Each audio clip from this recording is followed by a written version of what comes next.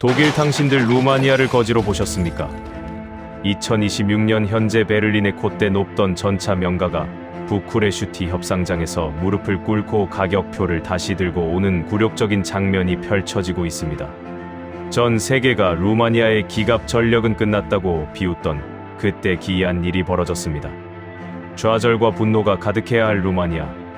국방부 회의실에서 작전 참모들의 입가에 알 수 없는 미소가 번지고 있기 때문입니다. 대체 무엇을 등에 업고 이런 여유를 부리는 걸까요? 라인메탈이 5년 뒤에나 주겠다며 던진 그 자리에 전 세계 기갑 패권 지도를 단숨에 갈아엎을 거대한 그림자가 들어섰기 때문입니다. 70년 전쟁 준비의 공식을 비웃으며 유럽 어느 강대국도 흉내 못 낸 부쿠레슈티 서쪽 18만 제곱미터 황무지를 단 1년 만에 요새로 바꿔버린 8,000km밖에 거의. 이제 베를린조차 이 나라 협상 테이블 앞에서 가격표를 2번, 3번 고쳐 쓰게 된 기막힌 역전극. 전 세계 기갑 사령관들이 페트레슈티로 줄지어 몰려드는 그 전율 돋는 내막을 지금 시작합니다. 저는 그 서류를 받아드는 순간 손에서 만년필이 떨어지는 줄도 몰랐습니다. 베를린의 화려한 본사 회의실에서 35년 군 인생이 한꺼번에 부정당하는 기분이었죠. 안녕하세요. 저는 루마니아 육군 제81기계화 여단에서 기갑대 대장을 지낸 미하이 두미트레스쿠 대령입니다. 지금은 루마니아 국방부 산하군 현대화 자문위원회에서 기갑전력 분과위원을 맡고 있죠. 오늘 제가 드리는 이야기는 한 명의 늙은 군인이 35년간 믿어온 신화가 무너지고 그 자리에 전혀 다른 답이 들어선 과정에 대한 고백입니다. 2025년 가을 저는 베를린행 비행기에 올랐습니다. 평생을 기다려온 출장이었죠. 루마니아 육군의 차세대 주력 전차 사업 216대 규모 65억 유로의 거대한 결정을 앞두고 독일 전차 명가의 본사를 직접 둘러보러 가는 길이었습니다. 저는 1990년대 초베를린 군사대학에 유학했던 시절을 떠올렸죠.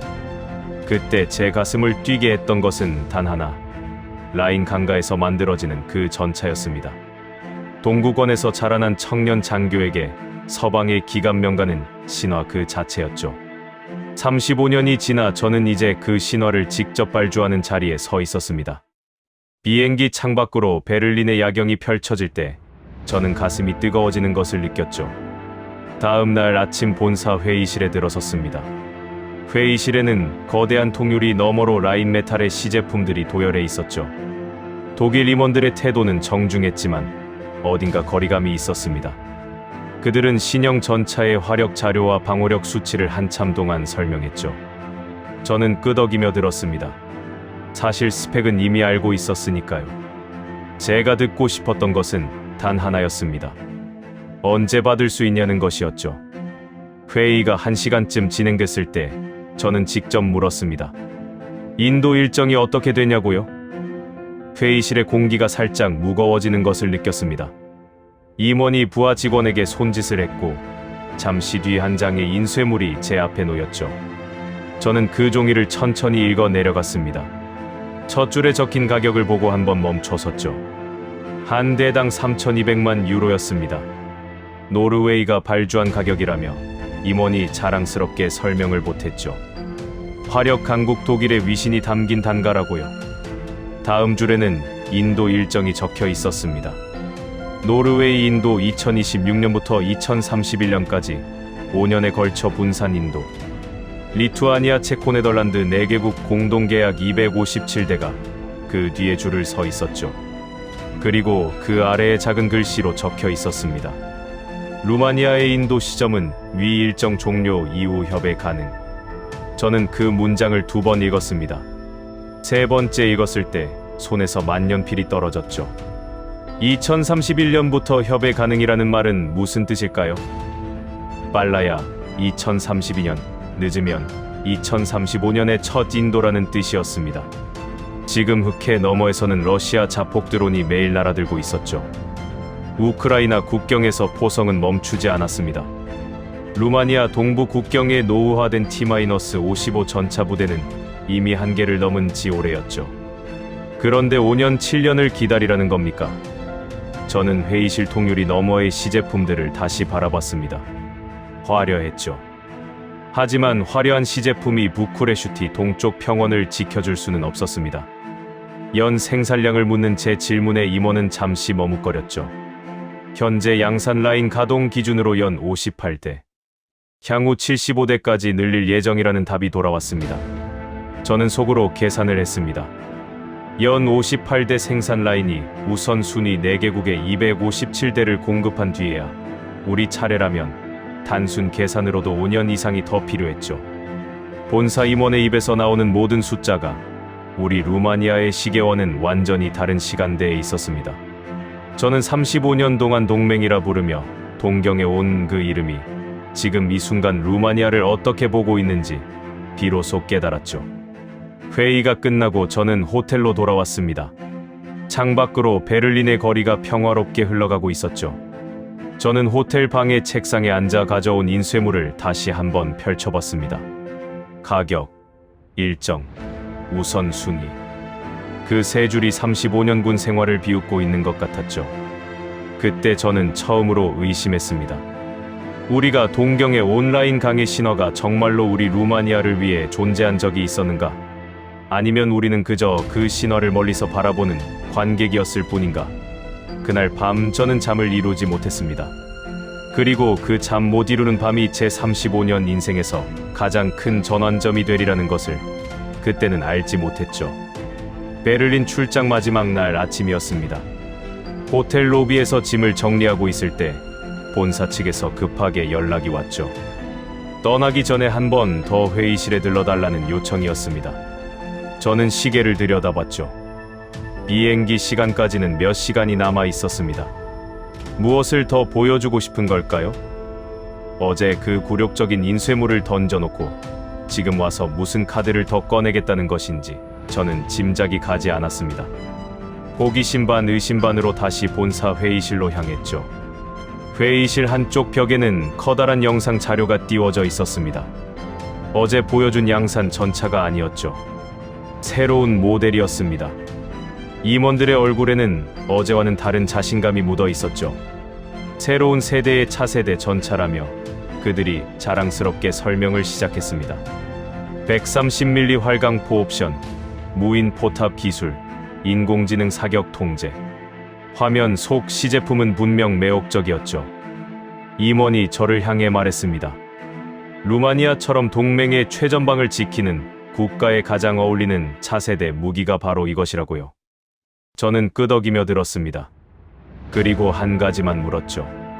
지금 이 무기를 양산해서 운용 중인 부대가 어디 있냐고요? 회의실의 공기가 멈췄습니다. 임원이 동료와 잠시 눈빛을 주고받았죠. 그리고 조심스럽게 답했습니다.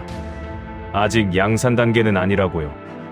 첫 시제품 인도는 2027년에 이탈리아에 예정되어 있고 그것도 국제 변형 모델이라고 했죠. 저는 잠시 침묵했습니다. 그러니까 지금 제 앞에 놓인 화려한 영상 속 무기는 어느 한 나라의 군대도 운용해 본 적이 없는 무기였던 겁니다. 시제품 단계의 카탈로그 무기였죠. 그것도 양산 시점이 아직 확정되지 않은 무기였습니다. 저는 다시 한번 물었죠. 왜 우크라이나는 이 무기를 거절했냐고요? 그 질문에 임원은 답하지 않았습니다. 답할 수 없었던 것이겠죠. 저는 회의실을 나오면서 35년 군 인생에서 처음으로 다리의 힘이 풀리는 것을 느꼈습니다. 어제는 양산 전차의 인도 일정 5년을 통보받았고 오늘은 양산조차 시작되지 않은 시제품을 받으라는 권유를 받은 것이었죠. 35년간 동경에 온 동맹의 본사가 지금 우리 루마니아에게 보여준 카드는 단 2장이었습니다. 한 장은 5년 이상 기다리라는 종이었고 다른 한 장은 아직 만들어지지도 않은 무기의 화려한 영상이었죠. 어느 쪽이든 흑해를 건너오는 러시아, 드론을 막을 수 있는 카드는 아니었습니다. 그날 저녁 저는 베를린에서 옛 동기를 만났습니다. 베를린 군사대학 시절 함께 공부했던 친구였죠. 지금은 독일 육군에서 상당한 직책을 맡고 있는 사람이었습니다. 우리는 슈프레 강 근처의 조용한 식당에서 마주 앉았죠. 그는 와인을 한 잔 비우고 나서 제게 솔직하게 털어놓았습니다. 미아이, 본사에서 무슨 이야기 들었는지 대충 짐작이 간다고요? 그리고 그 다음에 이어진 그의 말이 제 가슴을 깊이 찔렀습니다. 동유럽은 어차피 후순위라고요. 노르웨이가 먼저고 리투아니아가 먼저고 체코와 네덜란드가 먼저라고. 자국군 보충도 아직 끝나지 않은 상황이라 동유럽 국가들의 발주는 우선순위 받기라고 했죠. 그가 미안한 표정으로 한마디를 덧붙였습니다. 미아이, 우리도 어쩔 수 없는 거야. 저는 그 말을 듣고 한참 동안 와인 잔만 바라봤습니다. 35년 동맹이라는 것이 결국 이런 의미였군요. 동맹이라는 단어 안에 우선순위라는 것이 존재하고 그 우선순위에서 루마니아는 한참 아래에 있다는 것. 그리고 그 사실을 우리만 모르고 있었다는 것. 저는 그날 그 식당에서 35년간 가슴에 품어왔던 어떤 환상 하나가 무너지는 소리를 들었습니다. 라인 강가의 신화는 우리를 위해 존재한 적이 없었던 거죠. 우리는 그 신화의 관객이었을 뿐 주인공이 될 수 없는 존재였습니다. 식당을 나와 호텔로 돌아오는 택시 안에서 저는 베를린의 야경을 마지막으로 바라봤습니다. 35년 전 청년 장교의 가슴을 뛰게 했던 그 도시가 이제는 다르게 보였죠. 화려하지만 우리에게 닫혀있는 도시. 친절하지만 우리를 손님으로만 대하는 도시였습니다. 비행기에 오르면서 저는 결심했죠. 부쿠레슈티로 돌아가면 우리에게 남은 다른 길이 무엇인지 처음부터 다시 검토해야 했습니다. 그것이 무엇이든 5년, 7년을 기다리는 길보다는 나아야 했죠. 부쿠레슈티 공항에 내렸을 때 제 휴대전화에는 부재중 전화가 가득 쌓여 있었습니다. 국방부 동료들이 급하게 연락을 보낸 흔적이었죠. 무슨 일이 벌어진 걸까요? 짐을 찾기도 전에 저는 통화 버튼을 눌렀습니다. 그리고 그 통화에서 들려온 소식이 베를린에서의 굴욕보다 더 큰 충격으로 제 가슴을 때렸죠. 워싱턴이 움직였다는 것이었습니다. 그것도 우리가 전혀 예상하지 못한 방향으로 말이죠. 부쿠레슈티 공항 청사 한가운데서 저는 한참을 멍하니 서 있었습니다. 동료의 입에서 흘러나오는 단어들이 조각조각 흩어진 채 제 귓속을 맴돌고 있었죠. 미군 감축 통보 1700명에서 1000명으로 700명 이상 철수 즉시 적용. 저는 짐 가방을 끌고 청사 밖으로 나오면서 머릿속이 텅 빈 것 같았습니다. 베를린에서 받은 굴욕이 채 가시기도 전에 워싱턴에서 또 다른 통보가 날아온 것이었죠. 그것도 흑해 바로 옆 미하일 코갈리체아누 공군기지에서 병력을 빼겠다는 통보였습니다. 미하일 코갈리체아누 기지가 어떤 곳인지 아십니까? 흑해 연안에서 불과 수십 킬로미터, 크림반도와 직선거리로 마주보는 최전방이었죠. 우크라이나 국경에서 멀지 않고 발칸과 동유럽 전체를 연결하는 핵심 허브였습니다. 미군이 그곳을 2배로 확장하기 위해 20억 달러 규모의 공사를 진행 중이라는 사실을 전 세계가 알고 있었죠. 그런 기지에서 700명 이상이 빠진다는 통보였습니다. 저는 공항 주차장에 세워둔 차에 올라 부쿠레슈티 시내로 향하는 길 내내 라디오에서 흘러나오는 뉴스를 들었죠. 펜타곤이 인도태평양 우선 전략을 명분으로 내세웠다는 보도였습니다. 중국을 견제하기 위해 유럽의 화력을 빼간다는 뜻이었죠. 국방부 회의실에 도착했을 때 분위기는 무거웠습니다. 동료 장성들의 얼굴에는 분노와 무력감이 동시에 깔려 있었죠. 한 사람은 이렇게 말했습니다. 베를린에서 5년을 기다리라고 하더니 워싱턴은 아예 짐을 싸고 있다고요? 다른 한 사람은 책상을 두드리며 한탄했죠. 우리는 도대체 누구의 동맹이냐고요? 저는 그 자리에서 베를린에서 받은 인쇄물 이야기를 꺼냈습니다. 회의실의 공기가 더욱 무거워졌죠. 두 강대국이 서로 다른 이유로 우리에게 등을 돌리고 있는 상황이었습니다. 한쪽은 5년을 기다리라 했고 다른 한쪽은 짐을 싸고 있었죠. 우리에게 남은 시간은 얼마나 될까요? 회의가 끝나고 저는 서둘러 파리행 일정을 잡았습니다. 프랑스가 다자협의 채널을 열자고 손을 내밀고 있었기 때문이었죠. 어쩌면 서유럽의 다른 강대국이 답을 가지고 있을지도 모른다는 마지막 기대였습니다.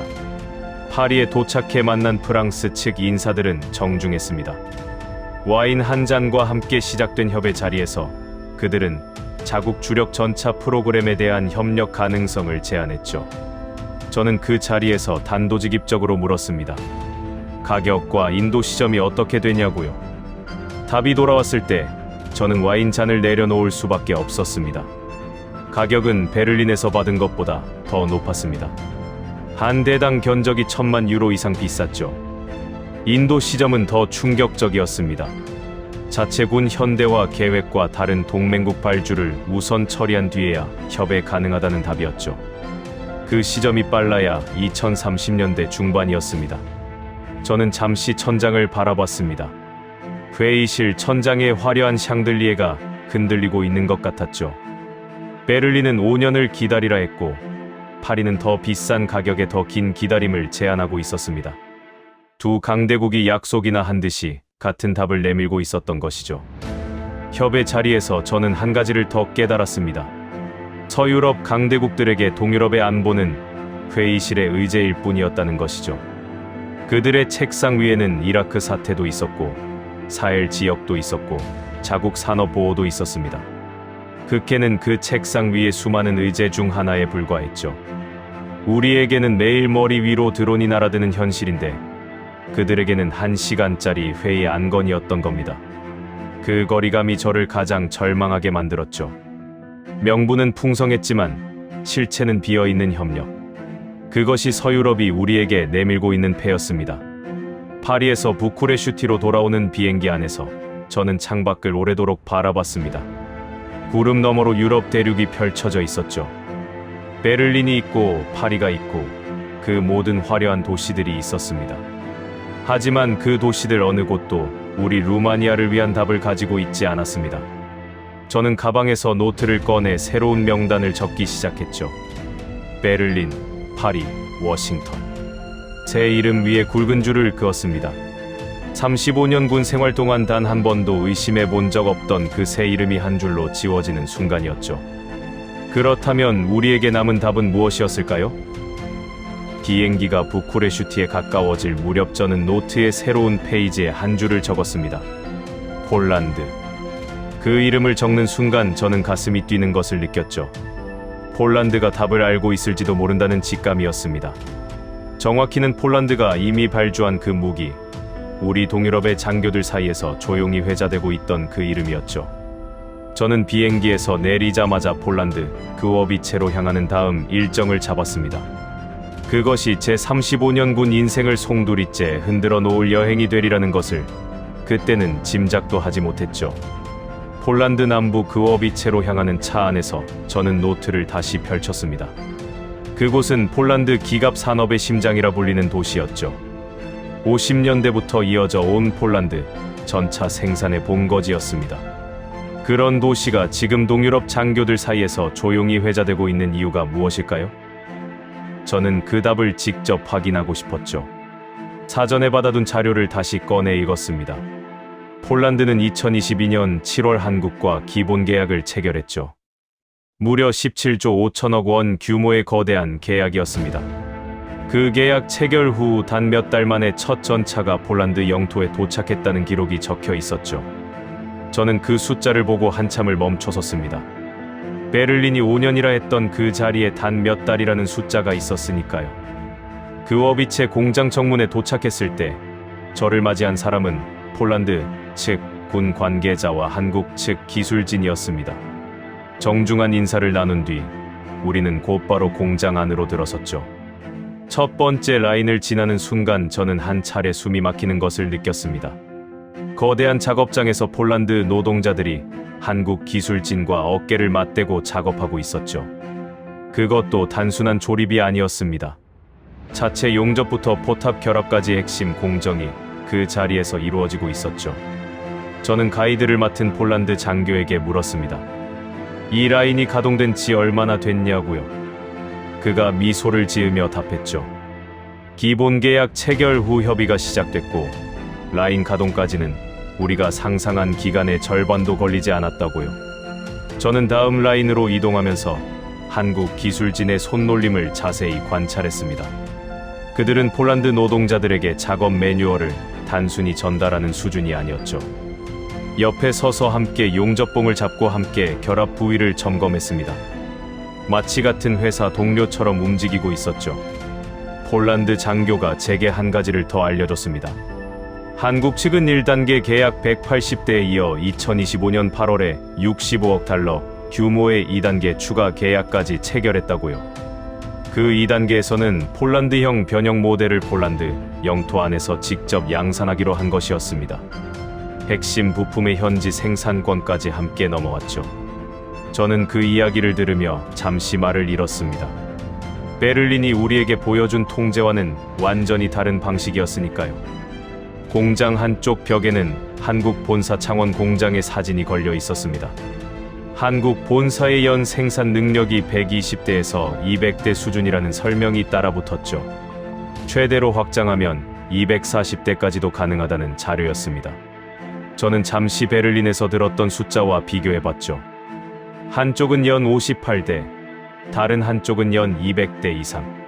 같은 분야에서 같은 등급의 무기를 만드는데 생산 능력이 3배 이상 차이 났던 겁니다. 그리고 그 차이가 어디서 오는지를 폴란드 장교가 짧게 설명해줬죠. 한국은 70년 동안 단 하루도 양산 라인을 멈춘 적이 없는 나라라는 것이었습니다. 휴전선이라는 현실이 그 나라의 공장을 평화의 시대에도 가동시켰던 것이죠.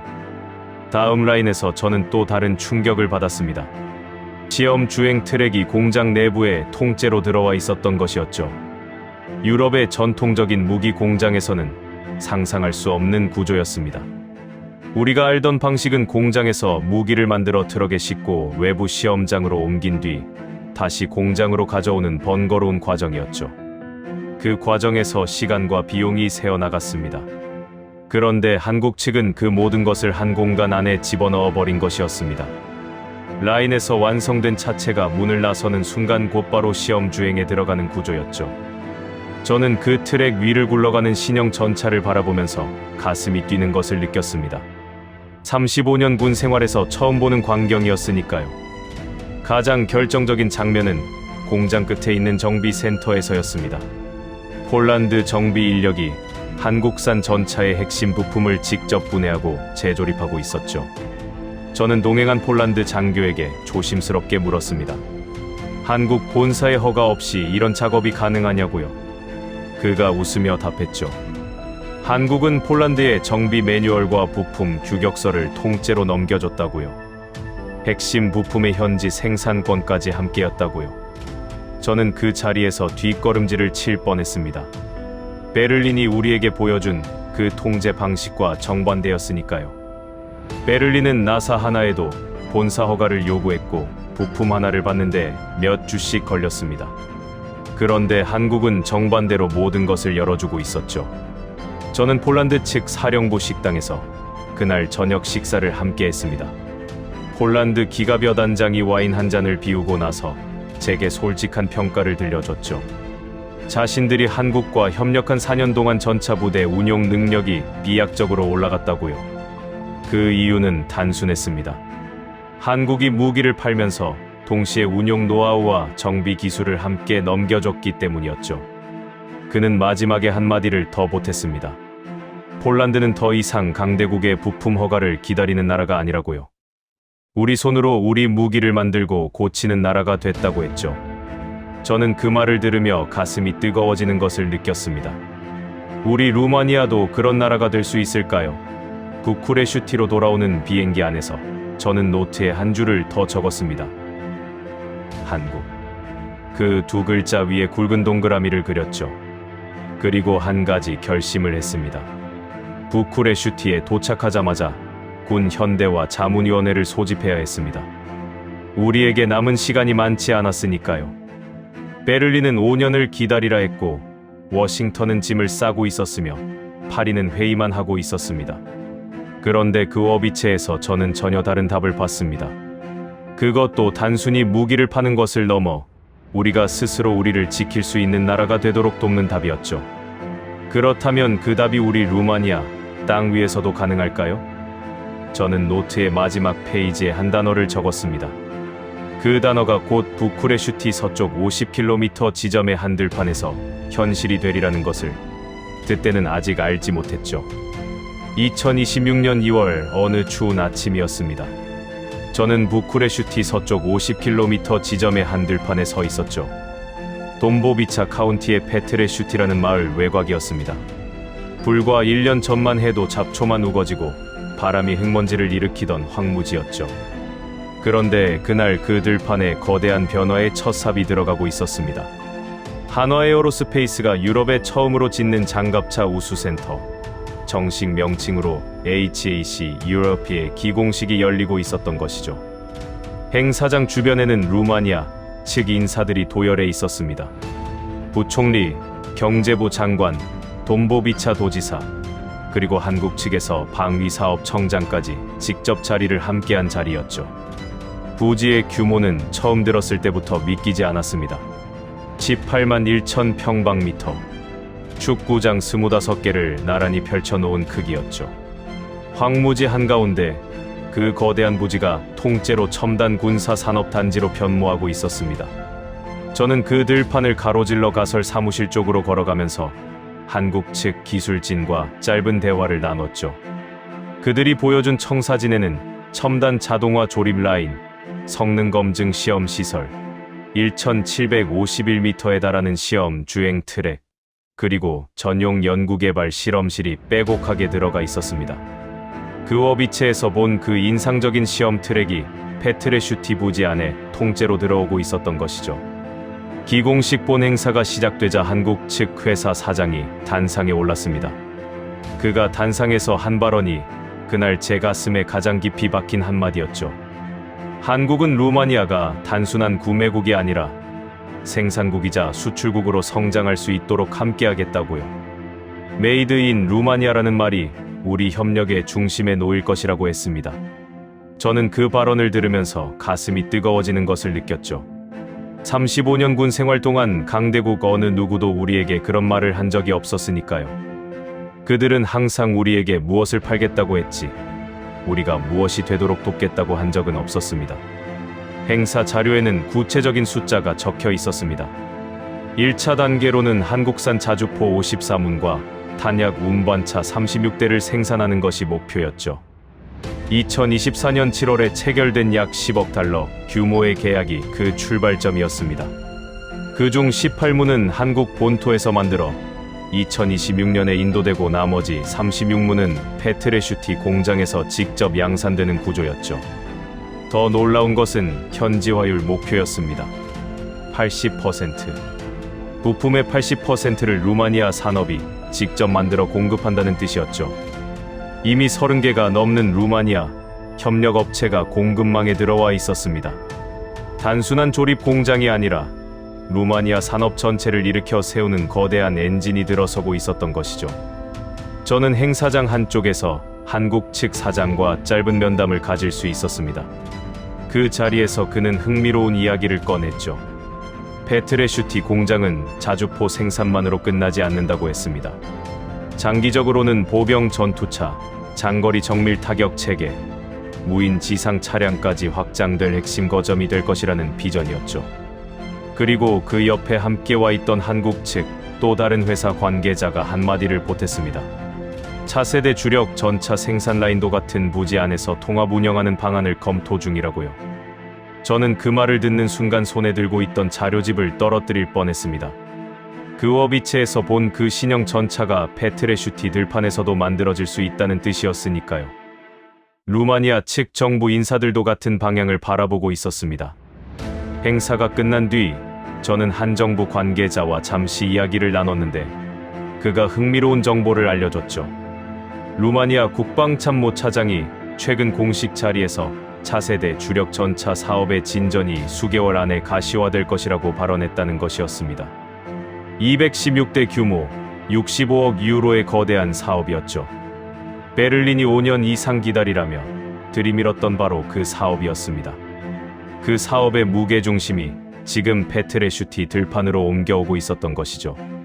저는 그 정보를 들으면서 한 가지를 분명히 깨달았습니다. 우리에게는 더 이상 베를린에 5년을 기다릴 이유가 없었던 겁니다. 기공식이 끝나갈 무렵 저는 들판 끝까지 걸어가 보았습니다. 황량한 흙더미 위로 굴착기가 분주하게 움직이고 있었죠. 그 광경을 바라보면서 저는 베를린 본사의 화려한 통유리 회의실을 떠올렸습니다. 두 곳은 너무도 달랐죠.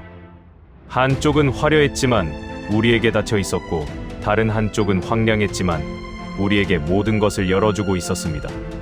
그 어비체에서 봤던 한국식 작업 방식이 이제 우리 루마니아 땅에서 그대로 재현되려 하고 있었죠.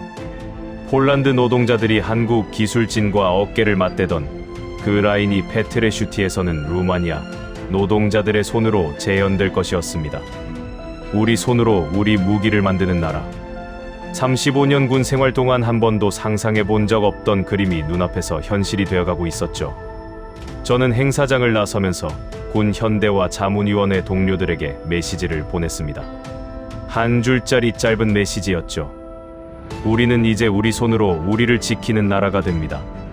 그 메시지를 보내고 차에 오르면서 저는 잠시 페트레슈티의 황량한 들판을 다시 한번 돌아봤습니다. 1년 뒤, 2년 뒤, 5년 뒤 그 들판이 어떤 모습으로 변할지를 그려봤죠. 첨단 라인이 가동되고 자주포가 굴러나오고 그 옆 라인에서는 차세대 주력 전차까지 만들어지는 광경. 그것이 더 이상 꿈이 아니라 손에 잡히는 계획이었습니다. 그러나 그날 제가 미처 알지 못한 것이 한 가지 있었죠. 페트레슈티의 첫 삽이 들어간 그 순간 베를린의 본사에서는 가격표를 다시 들여다보며 회의가 시작되고 있었다는 사실이었습니다. 페트레슈티의 기공식이 끝난 지 한 달이 채 지나지 않은 시점이었습니다. 부쿠레슈티 국방부 청사 한 회의실에서 차세대 주력 전차 사업의 본격적인 입찰 평가가 시작됐죠. 저는 군 현대와 자문위원회 기갑전력 분과위원 자격으로 그 자리에 참석했습니다. 회의실 한쪽에는 독일 측 입찰단이, 반대편에는 한국 측 입찰단이 서로 다른 자료를 펼쳐놓고 있었죠. 215대를 한꺼번에 도입하는 65억 유로의 거대한 사업이 그 한 회의실에서 결판나려는 순간이었습니다. 저는 자리에 앉으면서 베를린 본사에서 받은 그 굴욕적인 인쇄물을 떠올렸죠. 그 종이는 지금도 제 가방 안에 들어 있었습니다. 먼저 입찰 평가가 시작됐습니다. 한국 측이 단상에 자료를 올렸을 때 회의실의 분위기가 한 차례 달라졌죠. 한 대당 단가는 약 1,900만 달러에서 2,000만 달러 사이. 베를린이 제시한 가격의 절반 수준이었습니다. 베를린은 한 대당 3,200만 유로를 불렀던 자리였죠. 저는 가격표를 받아든 동료 위원들의 표정 변화를 지켜봤습니다. 처음에는 의심이었죠. 같은 등급의 무기가 어떻게 절반 가격일 수 있냐는 것이었습니다. 하지만 한국 측이 첨부한 폴란드 운용 데이터와 실전 검증 자료가 차례로 펼쳐지자 그 의심은 곧 경탄으로 바뀌었죠. 같은 화력, 같은 기동성, 같은 방어력을 절반 가격에 받을 수 있다는 사실 앞에서 회의실의 공기가 한쪽으로 기울기 시작했습니다. 다음 항목은 인도 일정이었습니다. 한국 측이 제시한 일정은 회의실 전체를 한 번 더 흔들어 놓았죠. 폴란드 그워비체 합작 라인을 1차 공급 거점으로 삼고 페트레슈티 라인이 가동되는 시점부터 본격적인 현지 양산에 들어가는 구조였습니다. 인도까지 24개월. 베를린이 제시한 일정과 비교하면 무려 5년 이상의 차이가 났죠. 저는 그 자리에서 베를린의 인쇄물을 가방에서 꺼내 책상 위에 올려놓았습니다. 한쪽에는 단가 3,200만 유로, 인도 시점 2031년 이후. 다른 한쪽에는 단가 약 2천만 달러, 인도 시점 24개월.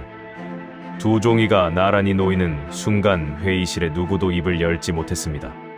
가장 결정적인 카드는 그 다음에 나왔습니다. 유럽연합의 공동 무기 조달 자금 제도였죠.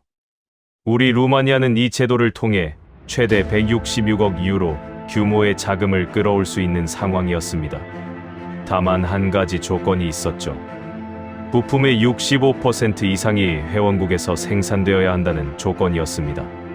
베를린은 이 조건을 자신들의 가장 강력한 카드로 삼고 있었죠. 자국에서 생산하니 당연히 65% 조건은 충족된다는 논리였습니다. 그런데 한국 측이 회의실에 펼쳐놓은 자료는 그 카드를 무력화시켰죠.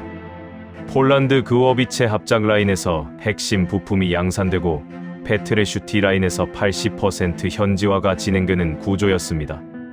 두 거점을 합치면 65% 조건은 가볍게 충족되고도 남았죠. 저는 그 자료를 보면서 속으로 감탄했습니다. 한국 측은 이미 우리의 모든 조건을 미리 분석해 두고 있었던 겁니다.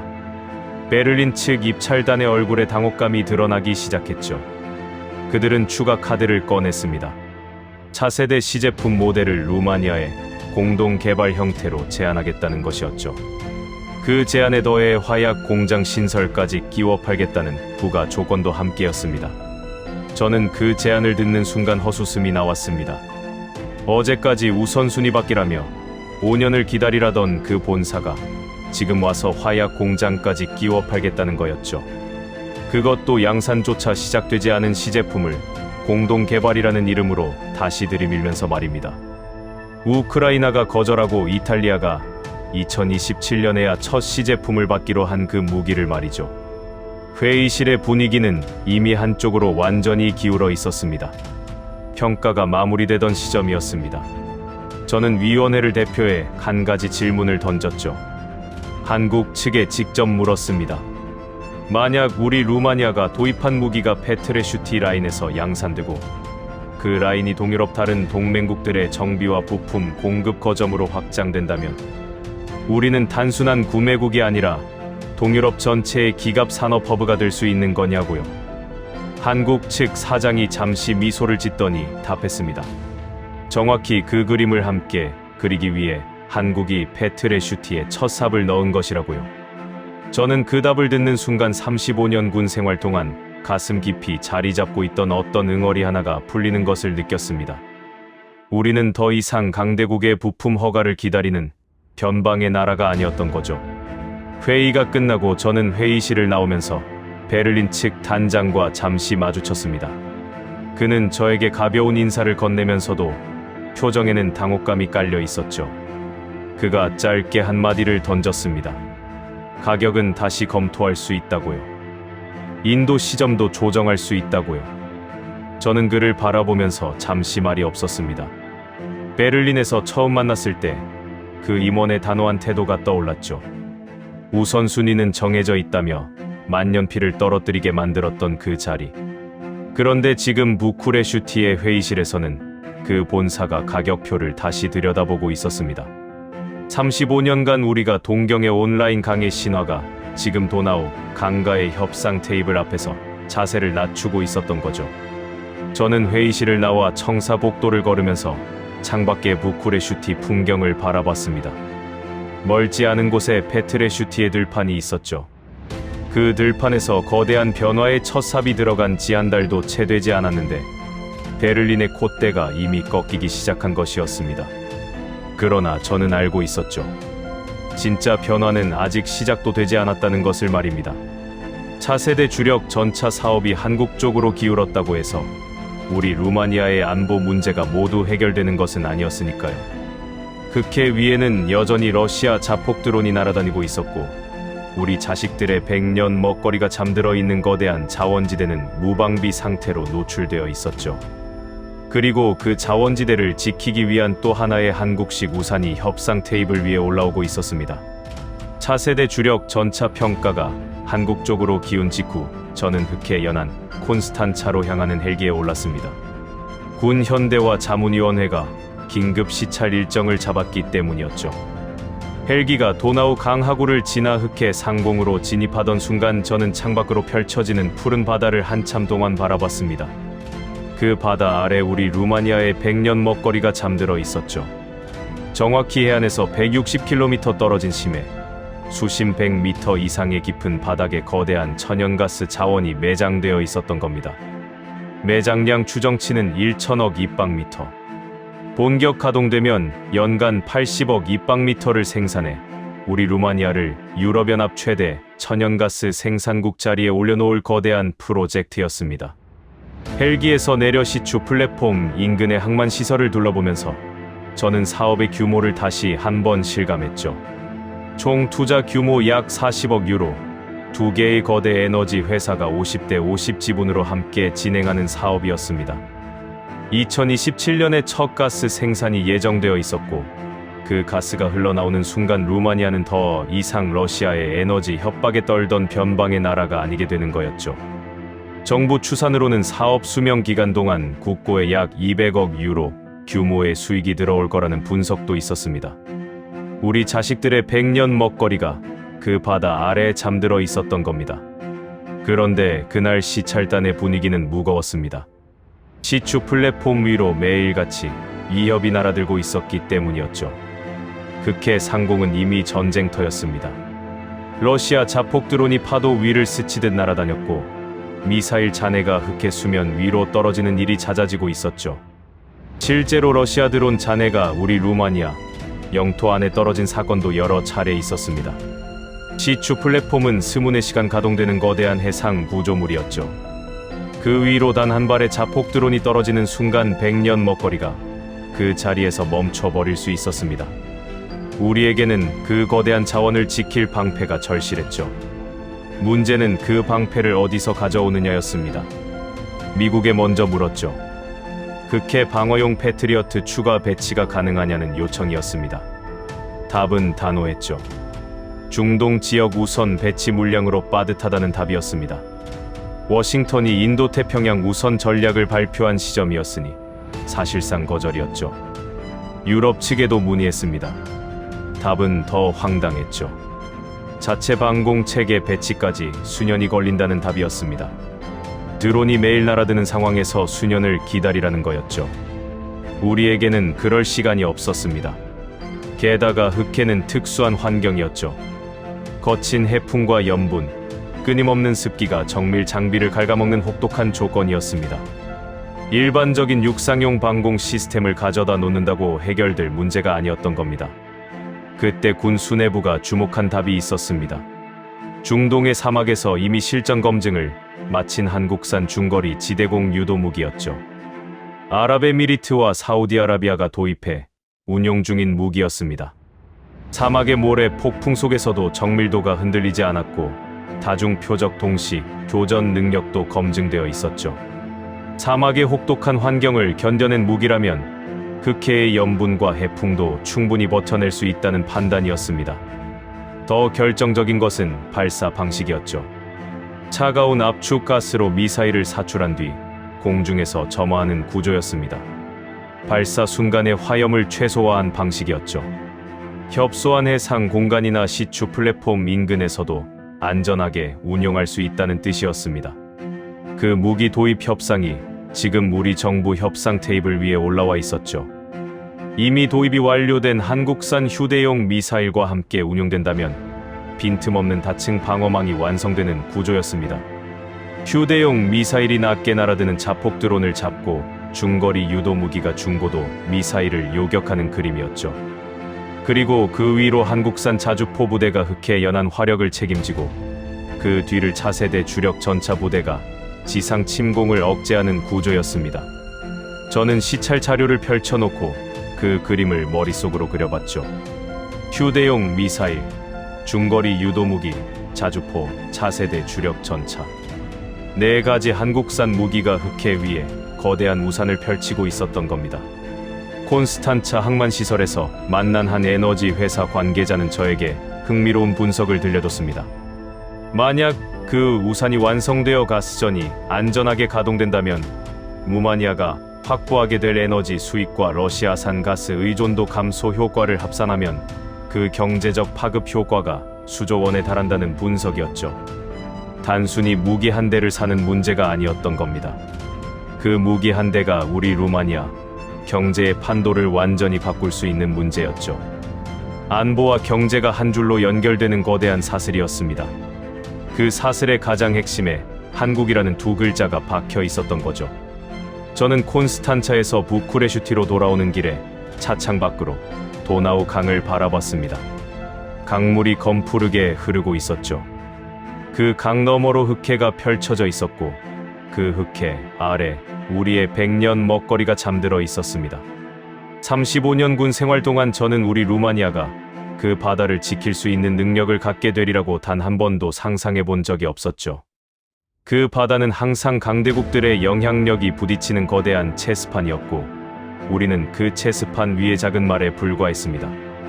그런데 지금 한국이라는 2글자와 함께 그 바다 위에 우리 손으로 우산을 펼치고 있었죠. 저는 그날 밤 자문위원회 보고서에 한 문장을 적었습니다. 우리는 더 이상 강대국의 우선순위에 따라 흔들리는 변방의 나라가 아니라고요. 우리는 우리 자식들의 100년 먹거리를 우리 손으로 지키는 나라가 됐다고 말이죠. 보고서를 마무리하면서 저는 잠시 펜을 내려놓았습니다. 35년 전 베를린 군사대학 시절의 그 청년 장교가 지금의 저를 본다면 어떤 표정을 지을까요? 라인강의 신화를 동경하던 그 청년이 지금 도나우 강가에서 한국과 함께 흑해의 우산을 그리고 있다는 사실을 믿을 수 있을까요? 저는 미소를 지으며 보고서 마지막 페이지를 덮었습니다. 그러나 진짜 변화는 그 보고서를 덮은 뒤에 시작되고 있었죠. 도나우 평원 위에서 한 번도 본 적 없는 거대한 기갑 행렬이 모이고 있었기 때문이었습니다.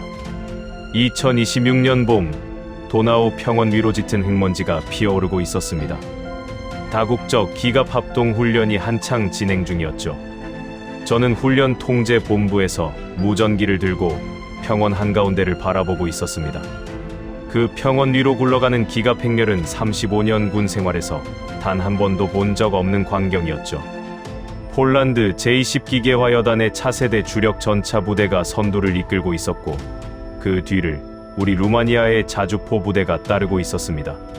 평원 끝자락에서는 휴대용 미사일을 든 우리 보병 부대가 상공을 경계하고 있었죠. 그리고 그 모든 부대가 동일한 한국식 전술 통신망 위에서 움직이고 있었습니다. 같은 데이터, 같은 좌표, 같은 명령 체계가 한 줄로 연결되어 있었던 거죠. 훈련 본부 천막 안에는 동유럽 여러 나라의 기갑 사령관들이 모여 있었습니다. 폴란드 측 사령관이 자국 차세대 주력 전차의 운용 데이터를 화면에 띄워 보였죠.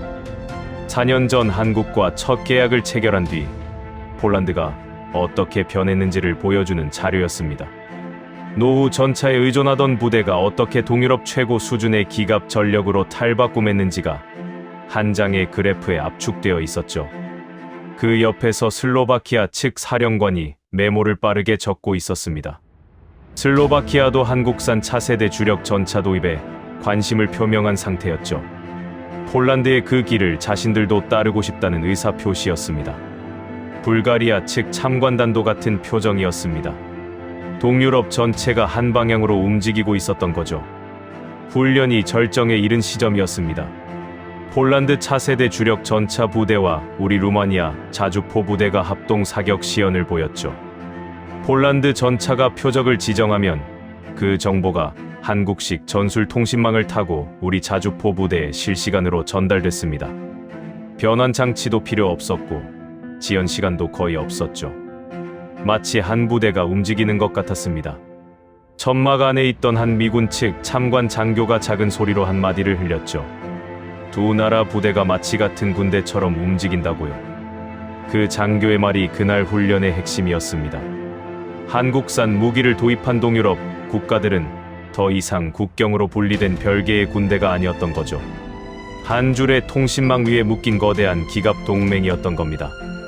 훈련이 끝난 뒤 저는 동유럽 사령관들과 함께 페트레슈티 공장으로 향했습니다.